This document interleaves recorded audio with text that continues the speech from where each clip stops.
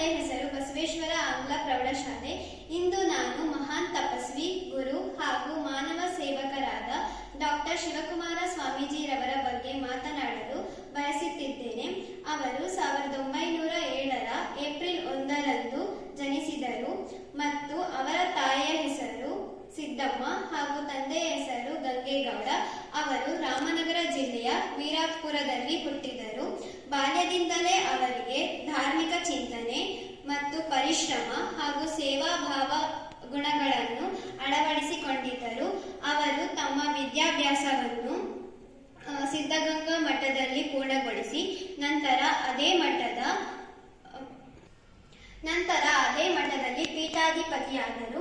ಶ್ರೀ ಶಿವಕುಮಾರ ಸ್ವಾಮೀಜಿ ಅವರು ತಮ್ಮ ಜೀವನವನ್ನೆಲ್ಲ ಜನಸೇವೆಗೆ ಮೀಸಲಿಟ್ಟಿದ್ದರು ಹಾಗೂ ಶ್ರೀ ಶಿವಕುಮಾರ ಸ್ವಾಮೀಜಿ ಅವರು ಸರಳತೆ, ಶಿಸ್ತು, ಕರುಣೆ ಹಾಗೂ ತ್ಯಾಗದ ಮೂರ್ತಿಯಾಗಿದ್ದರು. ಅವರು ಬಸವಣ್ಣ ತತ್ವವಾದ ಕಾಯಕವೇ ಕೈಲಾಸ ಹಾಗೂ ಮಾನವ ಸೇವೆಯೇ ಮಾಧವ ಸೇವಾ ಎಂಬ ಸಂದೇಶವನ್ನು ನೀಡುತ್ತಾ ತಮ್ಮ ಜೀವನವನ್ನು ನಡೆಸಿದರು.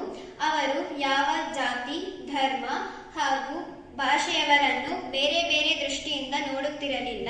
ಅವರ ಹೃದಯದಲ್ಲಿ ಎಲ್ಲರಿಗೂ ಸಮಾನವಾಗಿ ಸ್ಥಾನವಿತ್ತು.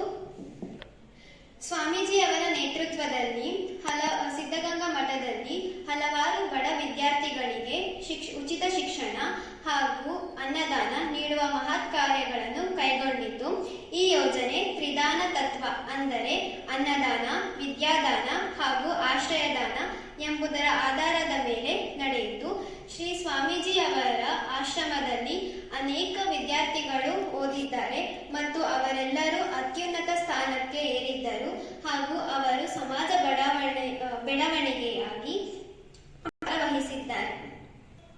ಅವರು ಶತಾಯುಷಿಯಾಗಿದ್ದು 111 ವರ್ಷಗಳ ಕಾಲ ಮಾನವ ಸೇವೆಯಲ್ಲಿ ತೊಡಗಿಸಿಕೊಂಡಿದ್ದರು. ವಯಸ್ಸಾದರೂ ಅವರು ಪ್ರತಿದಿನ ಬೆಳಗ್ಗೆ ಎದ್ದು ಮಠದ ಸೇವೆಗಳಲ್ಲಿ ತಮ್ಮನ್ನು ತೊಡಗಿಸಿಕೊಳ್ಳುತ್ತಿದ್ದರು. 2019ರಲ್ಲಿ ಜನವರಿ 21ರಂದು ಅವರು ಶಿವೈಕ್ಯರಾದರು ಹಾಗೂ ಅವರ ಅಗಲಿಕೆಯಿಂದ ಬರೀ ಕರ್ನಾಟಕ ಮಾತ್ರವಲ್ಲ, ಇಡೀ ದೇಶವೇ ದುಃಖಿತವಾಯಿತು. ಶ್ರೀ ಶಿವಕುಮಾರ ಸ್ವಾಮೀಜಿ ಅವರ ಜೀವನವು